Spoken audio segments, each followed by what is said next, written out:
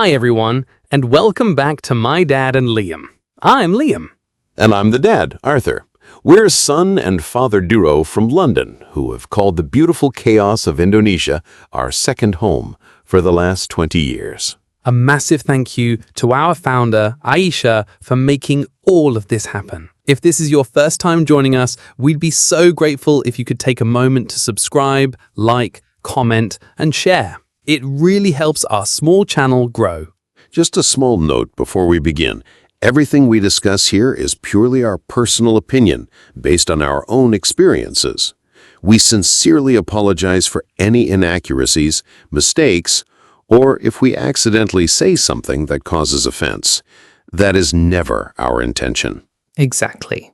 You might also notice that there's no video and no pictures of us, just a yellow and black vintage television. That's on purpose. We feel it's a more comfortable and personal way to just talk and listen, without any distractions. For our international friends, subtitles are available. Click CC to select your language. So, grab a cup of tea or coffee, and let's get into it. Dad, you recognize that beat? Do I recognize it? Lads, that beat is etched into me very soul. It's the soundtrack to every long-distance bus journey I've ever taken across Java, usually at 3 a.m. It makes me think of the driver's 7th cup of impossibly sweet coffee and a level of romantic despair in the lyrics I didn't know was possible in music. So you're a fan then?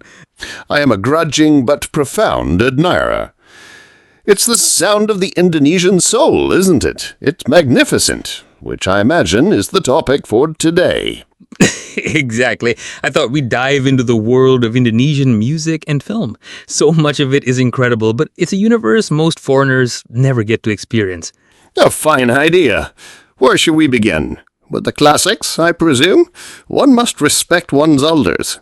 Of course, let's start in your territory, the music you first encountered when we moved here. Well, you can talk about Indonesian music without talking about the king, Dangdut. I'd never heard anything like it. There's this bizarre but brilliant mix of Indian film music, Malay folk melodies, a bit of Arab influence, and then a sort of Western rock and roll energy thrown in for good measure. A true melting pot of sound. It is, and the undisputed king was Rama, a fascinating chap. Part Elvis Presley, part preacher. He'd be on stage with his guitar, wearing these incredible outfits, singing about love, morality, the evils of gambling. It was a full-blown spectacle. The social commentary in Dangdut is often overlooked. Tremendously so. But on the other end of the spectrum, you have the timeless pop music. Artists like the late great Chrisye. His music was different. It was melancholic, romantic, with these grand, sweeping orchestral arrangements. It had a sort of sincerity to it, a heartbreaking sincerity you didn't often find in British pop music from that era, which was all a bit ironic. It was very earnest. That's the word. Earnest. It wore its heart on its sleeve. It's amazing how those classic sounds are still so influential, but the modern music scene here is incredibly diverse now. It's not just the Dangdut and the sad pop songs anymore. Oh, enlighten me. What are the youngsters listening to these days, apart from the dreadful noise I hear coming from your office sometimes? Well, for one, there's this incredible wave of what you might call indie pop or folk pop. Artists who write these very poetic, introspective lyrics about the anxieties of modern urban life, mental health, relationships. It's very sophisticated stuff. It's music for thinking, for feeling. It shows a whole different side of the Indonesian psyche. A bit more complex than my heart is broken because you left me, then. A bit, yes. But then on the other end of the spectrum, you can't ignore that the modern version of Dangdut, what they call Dangdut Koplo, is probably the most streamed music on YouTube in the entire country. It's taken that classic beat you love and injected it with even more energy. It's the music of the people from the heartlands of Java, and it's completely taken over the internet. So the old king is still king, just wearing a new, flashier and slightly faster suit. Exactly. And that's the fascinating thing. You have this thriving modern scene, but it's still deeply connected to its roots, which is very similar to what happened with the film industry here. Ah, the movies. I remember the first Indonesian film I ever saw. It was on a local television channel late one night, a black and white melodrama from the 70s, I believe. Oh, I think I know the kind. Okay, the acting was so wonderfully theatrical. Every emotion was a 10 out of 10. The heroine would weep, truly weep, with these long, heartbreaking monologues to the camera. The villain was so evil, he probably kicked puppies as a hobby. It was simple, it was dramatic, and I couldn't look away. The sincerity you were talking about. But the industry has had a massive renaissance since then.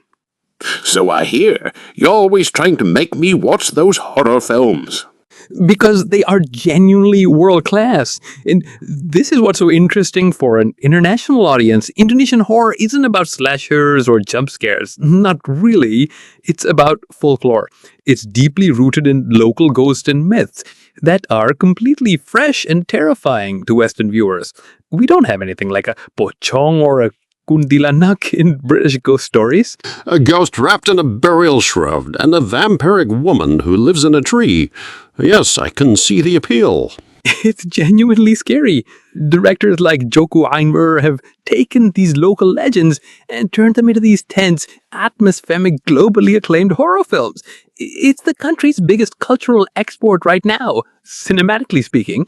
You know, it reminds me a bit of the old Hammer horror films from the UK.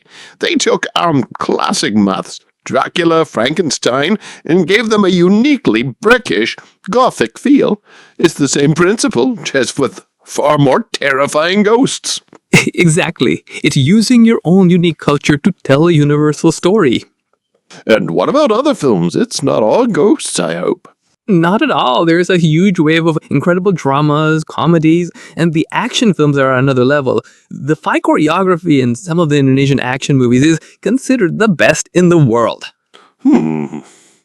So, when you put it all together, the passionate despair of Dangdut, the earnest romance of the old pop songs, the high drama of the melodramas, and the deep-seated folk terror of the horror films, you start to see a pattern.